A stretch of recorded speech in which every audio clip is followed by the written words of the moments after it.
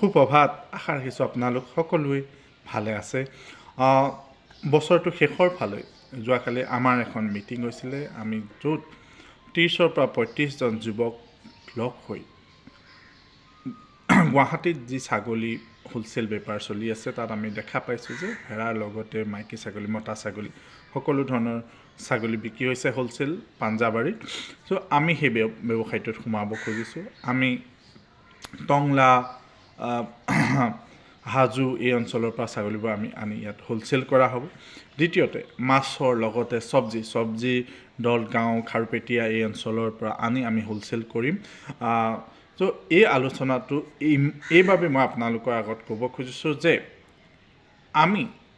দেখা পাইছোঁ বিভিন্ন জাতীয় সংগঠন বিভিন্ন সংগঠনে তেওঁলোকে সংগ্ৰাম কৰিছে অসমৰ বিভিন্ন দাবী সমস্যাৰ ক্ষেত্ৰত আমি কিন্তু আটাইতকৈ এটা প্ৰয়োজনীয় দাবী আটাইতকৈ এটা প্ৰয়োজনীয় কথা আমি পাহৰি যাওঁ সেইটো হৈছে এখন অৰ্থনৈতিক সংগ্ৰাম লাগে এই অৰ্থনৈতিক সংগ্ৰামৰ বাবে যোৱাকালি আমি নিয়াৰবা 35জন যুৱক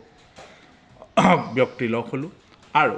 তাৰ বাবে আমি এক পলিচি ফ্ৰেমৱৰ্কো বনাইছোঁ প্ৰথমতে আমি একেবাৰে ক্ষুদ্ৰ কামবোৰ নকৰি হোলচেলখিনি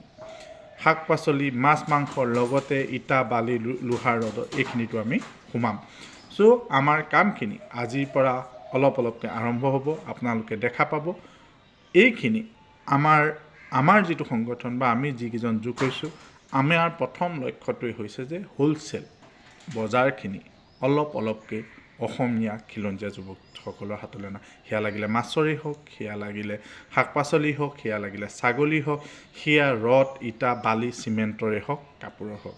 ধন্যবাদ আশা ৰাখিছোঁ আপোনালোকৰ আশীৰ্বাদ পাম জয় জননী